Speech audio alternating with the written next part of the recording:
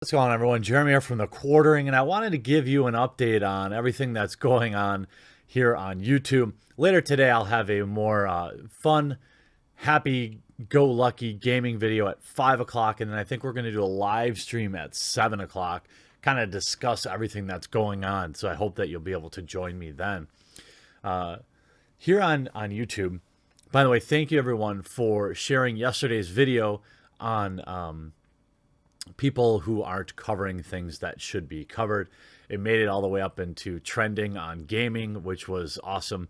And for those of you that are looking for video game related content, I do try to cover a variety of topics each day since, as you know, I put out so many different videos. So, I feel like part of my audience just wants kind of gaming videos. Part of my audience wants more like tech and YouTube related talk. And part of my audience likes both. So I do try to keep it in mind every day to cover both, but, or, some mixture. Where they intersect, those always seemingly are my best videos. So Team YouTube yesterday put out a tweet, and we're going to talk about that. We're going to talk about Reddit. And we're going to talk about a new Twitter policy as well. So strap in for some hilarity. It's so weird when these platforms, are completely caught red-handed.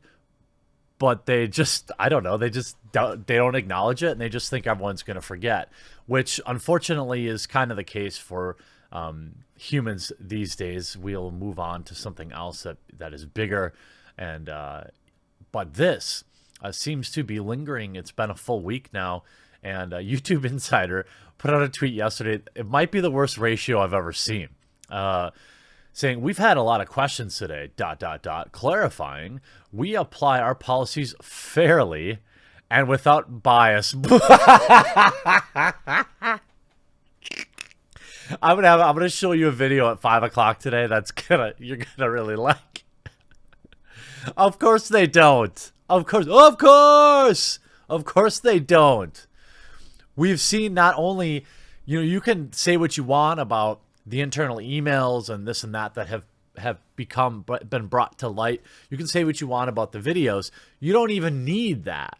You just need to look at the way you're searching for content on places like YouTube and Google, and the way what content's suggested to you. I mean, anybody could see that that's absolutely not true.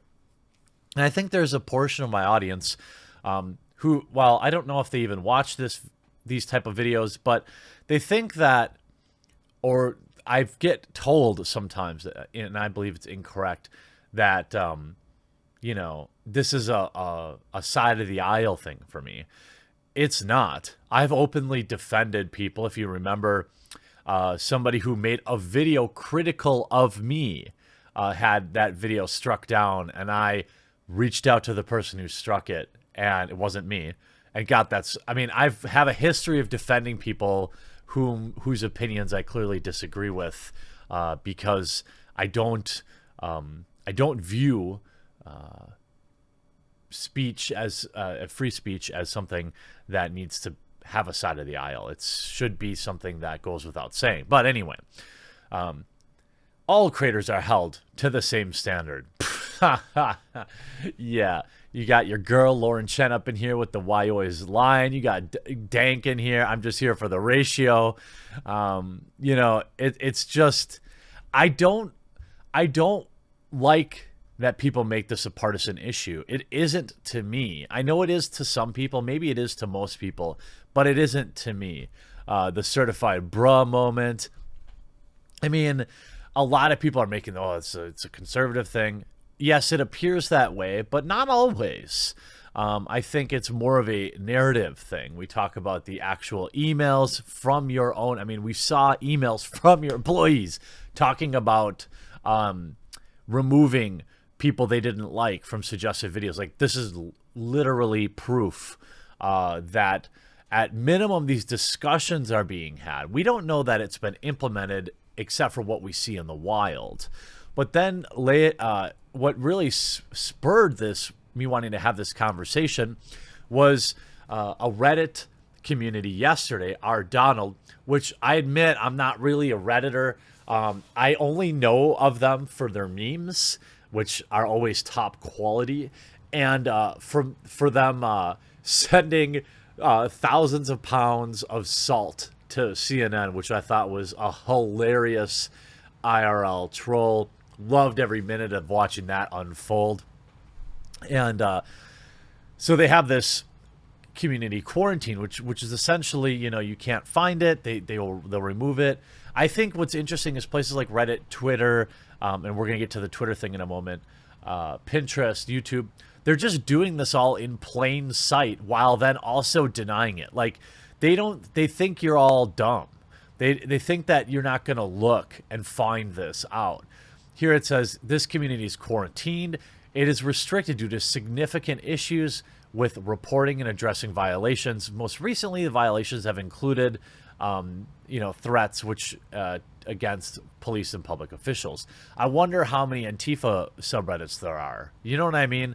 Like, I think that you don't have to dig too deep to find out that this is baloney. As a visitor or member, you can help moderators maintain the community by reporting and downvoting rule-breaking content. Okay, great. And then you click through. But, when you look at the coverage of this and the timing of this, it's obviously pretty curious. And you see the BBC News covering one of the internet's most popular forums for the president had restrictions placed on its host site, Reddit. The platform now warns visitors users must now click the opt-in button to access _Donald, and its content no longer appears in Reddit search results or recommendations. I wonder why. I wonder why. Now, there are... I don't think that there hasn't been issues with the subreddit. There probably have been issues, and they talk about the climate stuff that was going on. This previously been criticized for fostering conspiratorial theories and stuff like that. But again, when we talk about enforcing rules equally, one wonders if you have other communities, right? We've seen big tech helping each other. We saw the Veritas video removed from YouTube for privacy complaints, although my video and many, many, many other videos covering it were not subjected to the same standards. We saw video hosting sites like Vimeo removing it. We saw Pinterest and Facebook working together to protect each other. All of these companies are all working together to protect each other in plain sight. This is not a theory. This is a fact. And then we look at today. Today we talk about Twitter coming out and saying defining public interest on Twitter. Great. I really want big tech deciding whether or not the public needs to know stuff, because it's not like they're totally biased or anything. Our highest priority is to protect the health and public conversation on Twitter. An important part of ensuring our rules is how we enforce them, and it's easy to understand. Serving public conversation includes providing the ability for anyone to talk about what matters to them. This can be especially important when engaging with government officials or political figures. Really. By nature of their positions, these leaders have outsized influence and sometimes say things that could be considered controversial or invite debate and discussion. Yeah, Twitter really wants you to debate and discuss things. With this in mind, there are certain cases where it may be in the public's interest to have access to certain tweets, even if they break policy. So then they go on to say, if you are a current or represent a government official, be running for public office, or be considered a government position, have more than 100,000 followers, and be verified. So we're talking about a few thousand people in the whole world.